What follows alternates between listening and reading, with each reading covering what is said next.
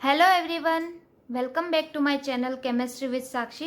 Previous lecture में हमने पढ़ा था हाइड्रोजन एटम का जो स्पेक्ट्रम होता है, लाइन स्पेक्ट्रम, और स्पेक्ट्रम के टाइप्स भी देखे थे उससे पहले। अब हम वापस से आते हैं हमारे एटॉमिक मॉडल की ओर।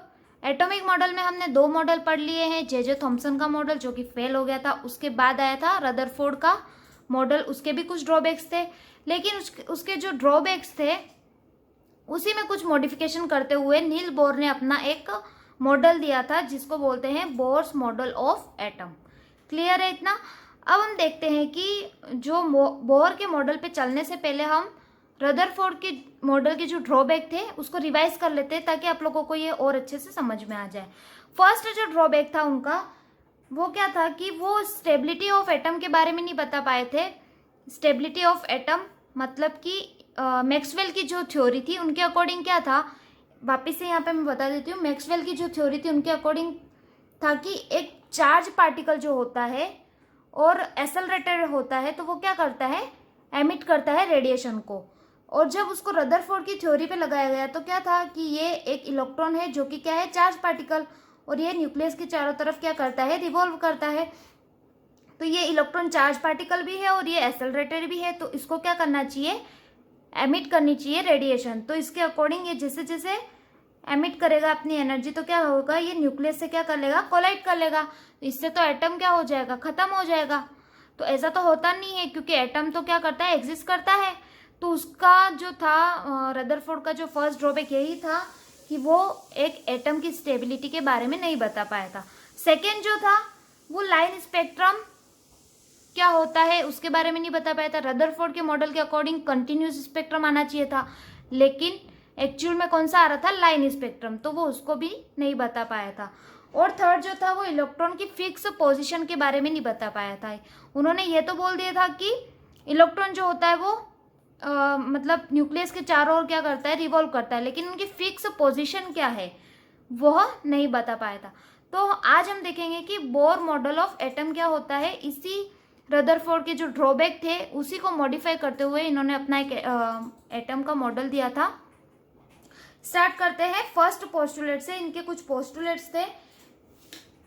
इनका पूरा नाम था नील बोर, जिन्होंने ये मॉडल दिया था 1913 में। ठीक है, फर्स्ट पोस्टुलेट इन्होंने दिया था, एन एटम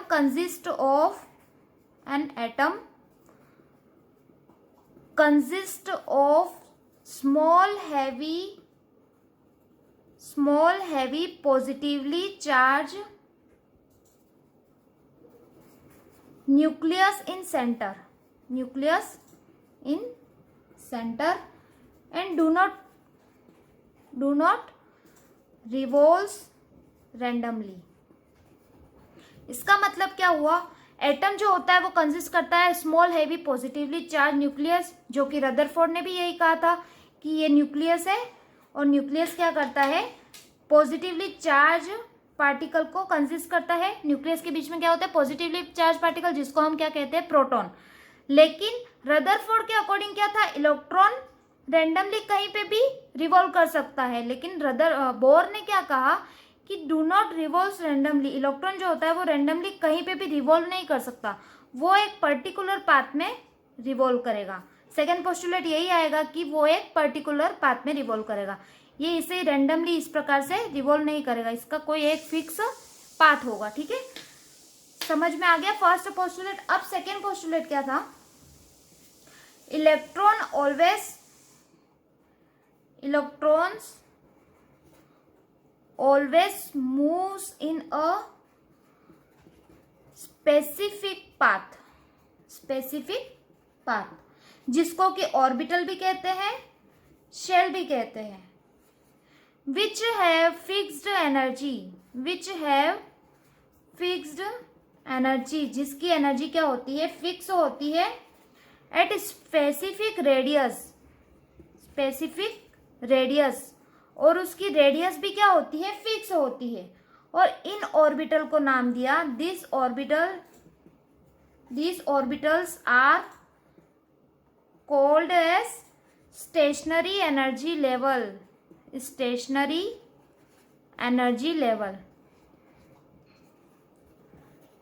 क्या होता है, electron always move in a specific path. जब वो रेंडमली मूव नहीं करता है तो क्या करता है, स्पेसिफिक पाथ में मूव करता है, जिसको कि ऑर्बिटल भी कहते हैं, शेल भी कहते हैं। विच है फिक्स्ड एनर्जी, जिसकी एनर्जी क्या होती है, फिक्स होती है, और रेडियस भी क्या होती है, फिक्स होती है। और इन ऑर्बिटल को क्या नाम दिया, स्टेशनरी एनर्जी लेवल। देखिए हम यहाँ पे देखते हैं, जैसा कि सब लोग जानते हैं, ये क्या है, न्यूक्लियस। ये क्या है, न्यूक्लियस। अब न्यूक्लियस के चारों ओर इलेक्ट्रॉन किस प्रकार से होंगे, यहाँ पे अकॉर्डिंग टू रदरफोर्ड रेंडमली कहीं पे भी इलेक्ट्रॉन मूव कर सकता था, लेकिन नील बोर ने क्या कहा, इसका एक फिक्स्ड पाथ होगा। क्या होगा, एक फिक्स पाथ होगा। जैसे कि अगर इलेक्ट्रॉन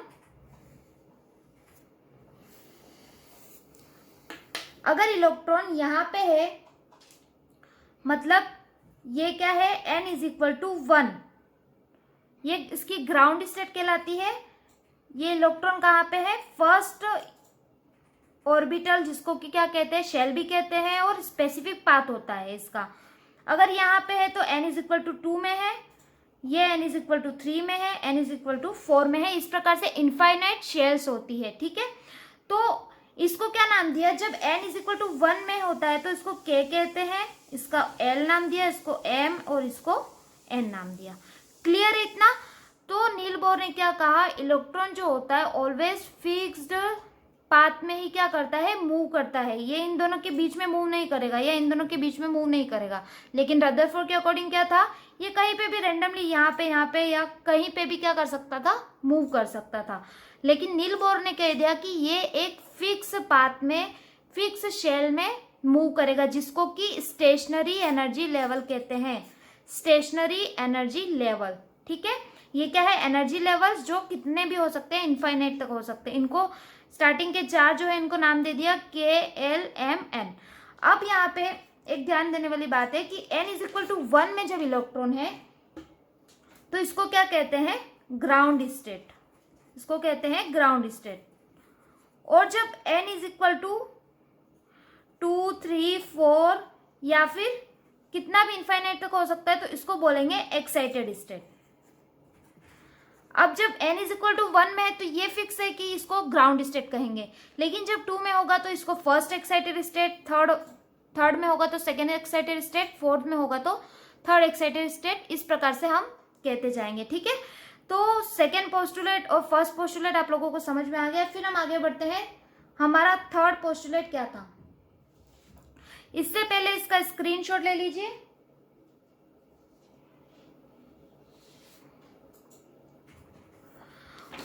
और यहाँ पे जो रेडियस थी वो भी क्या है, फिक्स है। यहाँ पे इसकी फर्स्ट एनर्जी लेवल की रेडियस ये R1 फिक्स होगी, सेकेंड जो है उसकी R2 फिक्स होगी, थर्ड की R3। इस प्रकार से जिस प्रकार से एनर्जी फिक्स है उसी प्रकार से रेडियस भी क्या होगी, स्पेसिफिक होगी, फिक्स होगी। इसीलिए इन ऑर्बिटल का क्या नाम दिया था, स्टेशनरी एनर्जी लेवल। अब हम आते हैं थर्ड पोस्टुलेट की ओर। थर्ड पोस्टुलेट क्या था, electron have same energy, electron has same energy as that of the orbit in which it is revolving. While in this specific orbit, electron does not radiate energy। मतलब क्या हुआ कि जैसे कि ये है हमारे पास एटम का स्ट्रक्चर, इसमें क्या था, electron have same energy as that of the orbit. मतलब कि एनर्जी जो होगी इसकी वो भी क्या होगी, सेम होगी, फिक्स ऑर्बिट की फिक्स एनर्जी होगी। n इज इक्वल टू 1 में है तो इसकी एनर्जी फिक्स होगी। एनर्जी क्या होती है वो हम आगे कैलकुलेशन करेंगे। फर्स्ट शेल है तो उसकी एनर्जी फिक्स होगी, सेकेंड शेल है तो उसकी एनर्जी फिक्स होगी। मतलब पर्टिकुलर हर शेल की एनर्जी क्या होती है, फिक्स होती है, जिसमें कि वो रिवॉल्व कर रहा है, ठीक है। while in this specific orbit electron does not radiate energy। अब इन फिक्स ऑर्बिट में क्या होता है कि वो एनर्जी को रेडिएट नहीं करते हैं, ठीक है, according to quantum mechanics. Classical mechanics के अकॉर्डिंग क्या था, क्लासिकल मैकेनिक्स के अकॉर्डिंग ये था कि वो जो इलेक्ट्रॉन होते हैं वो क्या करते हैं, एनर्जी को रेडिएट करते हैं, लेकिन according to quantum mechanics radiate energy नहीं करते हैं इलेक्ट्रॉन, ठीक है। थर्ड पोस्टुलेट यही था कि पर्टिकुलर जो शेल होता है उसकी एनर्जी भी फिक्स होती है और ये एनर्जी को रेडिएट नहीं करते हैं। क्लियर है। फोर्थ जो पोस्टुलेट था नील बोर का, फोर्थ पोस्टुलेट है an electron can move from one energy level to another by absorbing या emitting energy। मतलब कि electron have same energy as that of the orbit in which it is revolving. Energy क्या होती है, electron की fix होती है, वो मूव नहीं कर सकते हैं, पर एक कंडीशन पे मूव कर सकते हैं, जब वो एब्जॉर्व करेंगे और एमिट करेंगे एनर्जी को, तभी वो क्या कर सकते हैं, एक एनर्जी लेवल से दूसरे एनर्जी लेवल में मूव कर सकते हैं। अब क्या होता है, जब एब्जॉर्व करते हैं और एमिट करते हैं तो किस प्रकार से होगा, देखिए यहाँ समझते हैं अपन। जब एब्जॉर्व करेंगे एनर्जी को, पहले मैंने समझाया था जब हमने लाइन स्पेक्ट्रम पढ़ा था, उसमें हमने देखा था कि ये क्या है, न्यूक्लियस है और ये बहुत सारे शेल है, जैसे कि n=1, n=2 और 3 तक बना लेती हूं मैं, ठीक है। ये क्या है, n=1, n=2 और n=3 तक, ठीक है। अब इलेक्ट्रॉन जो है वो यहाँ पे रिवॉल्व कर रहा है, यहाँ पे क्या कर रहा है, घूम रहा है न्यूक्लियस के चारों तरफ, ठीक है। तो अब ये इलेक्ट्रॉन जब एब्जॉर्व करेगा एनर्जी को तो क्या होगा, इलेक्ट्रॉन एक्साइट होगा और एक्साइट होगा तो ये यहां से हायर एनर्जी लेवल में मूव करेगा, ठीक है। जब इलेक्ट्रॉन एनर्जी को एब्जॉर्व करेगा तो वो ग्राउंड स्टेट से एक्साइटेड स्टेट में जाएगा, मतलब कि वो क्या करेगा, अपने लोअर एनर्जी लेवल से हायर एनर्जी लेवल में मूव करेगा, जिसको हमने बोला excitation of electron. Excitation of electron, इसको क्या कहते हैं, एक्साइटेशन ऑफ इलेक्ट्रॉन। अब जब एनर्जी को एमिट करेगा, जब ये एक्साइटेड स्टेट में चला जाएगा तो वो वहां पे अनस्टेबल नहीं रहेगा, इसलिए वो क्या करेगा, वापिस अपनी ग्राउंड स्टेट में आना चाहेगा। तो क्या करता है, वो एनर्जी को एमिट करता है, एनर्जी रिलीज करेगा। वापिस से यहाँ पे देख लेते हैं हम, जब एमिट करेगा तो क्या होगा, ये क्या है, n=1 और ये n=3। यहां पे जब इलेक्ट्रॉन गया था हायर एनर्जी लेवल में एक्साइटेड स्टेट में, तो वहां पे क्या होगा, वो अनस्टेबल होगा, इसलिए वो वापस क्या करेगा, अपनी एक्स्ट्रा एनर्जी को रिलीज करेगा और वापस क्या होगा, ग्राउंड स्टेट में वापस आ जाएगा। इसको हम बोलते हैं डी एक्साइटेशन ऑफ इलेक्ट्रॉन। देखिए वापिस से समझते हैं, कंफ्यूज नहीं होना। एब्जॉर्ब और एमिट क्या होता है, जब एक इलेक्ट्रॉन अपनी ग्राउंड स्टेट से एक्साइटेड स्टेट में कब जाएगा, जब वो एनर्जी को एब्जॉर्व करेगा। एनर्जी एब्जॉर्व करेगा तो वो क्या होगा, एक्साइट हो जाएगा इलेक्ट्रॉन, और एक्साइट होकर लोअर एनर्जी लेवल से हायर एनर्जी लेवल में कहीं पे भी जा सकता है। n=2 में भी जा सकता है, 3, 4, 5 इनफाइनाइट तक कहीं पे भी जा सकता है। उसको हम बोलते हैं एक्साइटेशन ऑफ इलेक्ट्रॉन। अब जब इलेक्ट्रॉन एक्साइटेड होकर हायर एनर्जी लेवल में चला गया तो वो वहां पे क्या होगा, अनस्टेबल होगा। अनस्टेबिलिटी के कारण वो वापस अपनी ग्राउंड स्टेट में या लोअर एनर्जी लेवल में आना चाहेगा। तो वो क्या करेगा, जब वापस आएगा तो अपनी एक्स्ट्रा एनर्जी है उसको क्या करेगा, रिलीज करेगा। तो उसी को क्या कहते हैं हम, de excitation of electron. Clear है गाइस इतना। फोर्थ पोस्टुलेट क्या था, an electron can move from one energy level to another by absorbing और emitting energy.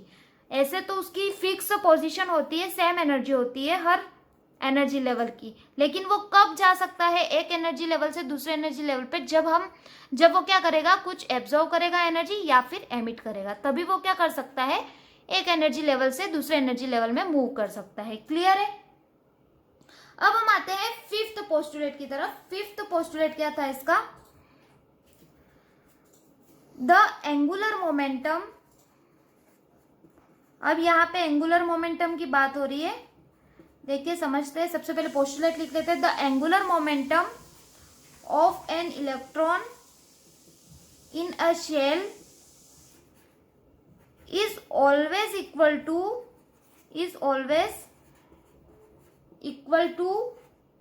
h upon 2 pi, या फिर इसको बोल सकते हैं is always equal to integral, यहाँ पे लिख लेती हूँ, integral multiple of h upon 2 पाई।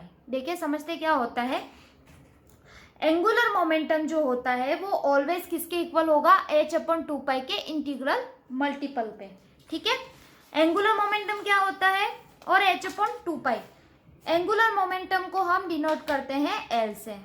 ठीक है, और ये किसके इक्वल होगा? h अपॉन 2 पाई के। और इसमें क्या कहा है कि इंटीग्रल मल्टीपल, मतलब कि n h अपॉन 2 पाई के इक्वल होगा, जहां पे n क्या हो सकता है? n होता है नंबर ऑफ शेल।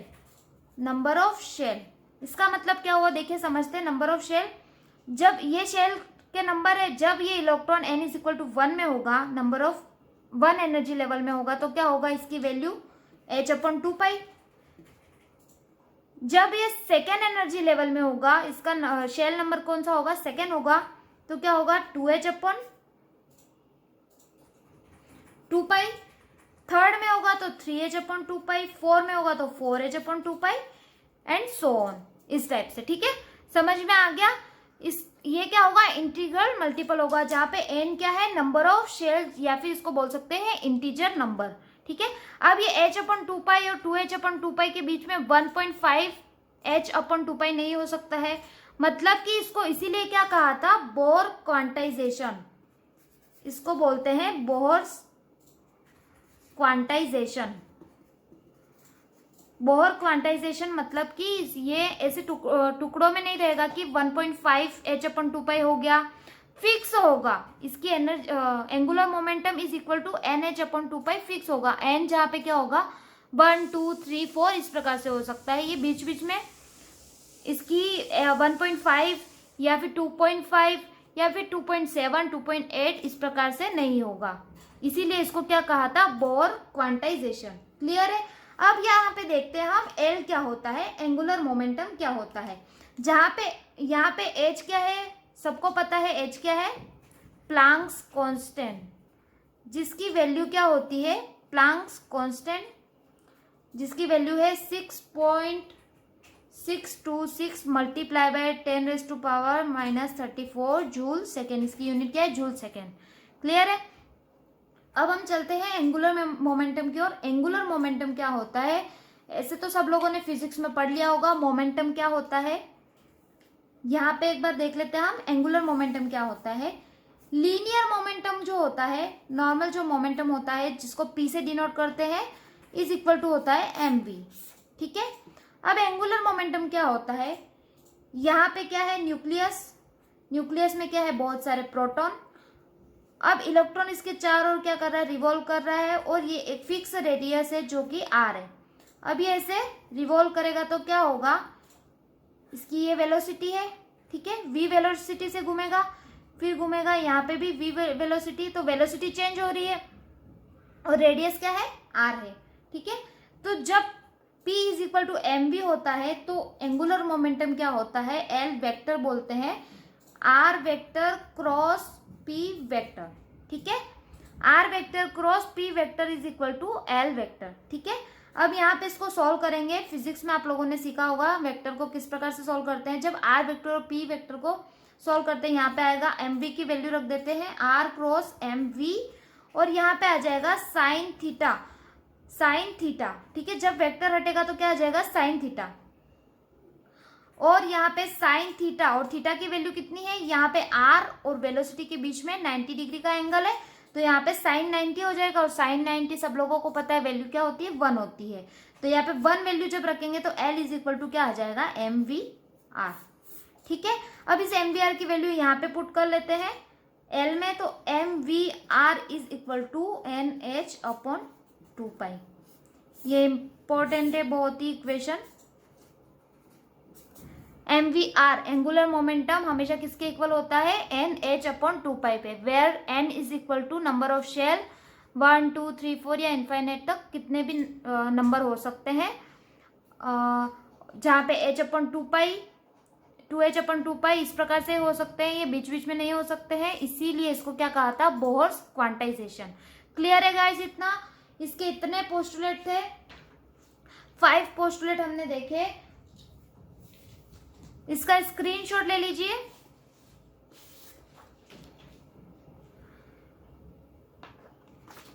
क्लियर है गाइस? अब हम वापिस से एक बार छोटा सा रिवीजन दे देते हैं ताकि आप लोगों को एक बार रिवाइज हो जाए। फर्स्ट जो था, एटम जो होता है वो क्या करता है, एटम कंसिस्ट करता है small heavy positively charge nucleus in centre. यहाँ पे जैसा कि रदरफोर्ड ने बताया था, इन्होंने भी यही बताया था, यहाँ न्यूक्लियस होता है, बीच में पॉजिटिव चार्ज होते हैं और इलेक्ट्रॉन क्या करता है, रिवॉल्व करता है। लेकिन इन्होंने कहा था कि ये रैंडमली रिवॉल्व नहीं करता, ये एक फिक्स पाथ में रिवॉल्व करता है, जहाँ पे n इज इक्वल टू 1 2 3 4 और इसकी रेडियस जो होती है वो भी स्पेसिफिक होती है, एनर्जी भी क्या होती है, फिक्स होती है। अब एनर्जी क्या होती है वो हम कैलकुलेट करेंगे हमारी नेक्स्ट वीडियो में। इसको हमने क्या नाम दिया था, stationary energy level, where n is equal to 1 को k बोलते हैं, 2 को L, 3 को M और 4 को n तक है, ठीक है।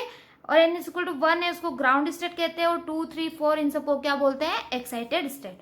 थर्ड जो था, इलेक्ट्रॉन की जो एनर्जी होती है वो सेम होती है और ये एनर्जी जो होता है वो रेडिएट नहीं करता है। फोर्थ, तो इलेक्ट्रॉन जो होता है तभी एनर्जी एक एनर्जी लेवल से दूसरे एनर्जी लेवल में जाएगा जब वो एनर्जी को क्या करेगा, या तो एब्जॉर्व करेगा या एमिट करेगा।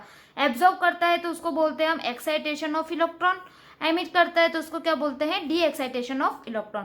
फिफ्थ पोस्टुलेट था, बहुत ही इंपॉर्टेंट है, angular momentum of an electron in a shell is always equal to the integral multiple of h upon 2 pi. जो एंगुलर मोमेंटम होता है वो ऑलवेज किसके इक्वल होता है, NH अपॉन 2 पाई के, where n is equal to number of shell, और इसको बोर क्वांटाइजेशन भी कहते हैं। और एंगुलर मोमेंटम किसके इक्वल होता है, MVR के। इससे हमारे पास ये बहुत ही अच्छी इंपॉर्टेंट इक्वेशन आ गई है, MVR is equal to NH upon 2 pi. आगे की कैलकुलेशन में ये इक्वेशन काम में आएगी। इसका स्क्रीनशॉट आप लोगों ने ले लिया है। तो गाइस आज की क्लास के लिए बस इतना ही। नेक्स्ट क्लास में हम पढ़ेंगे इन्होंने, नील बोर ने क्या क्या कैलकुलेशन की थी, रेडियस निकाला था, एनर्जी निकाली थी, वेलोसिटी, ये सब हम देखेंगे हमारे नेक्स्ट लेक्चर में। तो गाइस मेरी वीडियो को लाइक कीजिए, शेयर कीजिए और चैनल को सब्सक्राइब करना ना भूलें। मिलते हैं हम नेक्स्ट लेक्चर में, तब तक के लिए बाय बाय स्टूडेंट्स।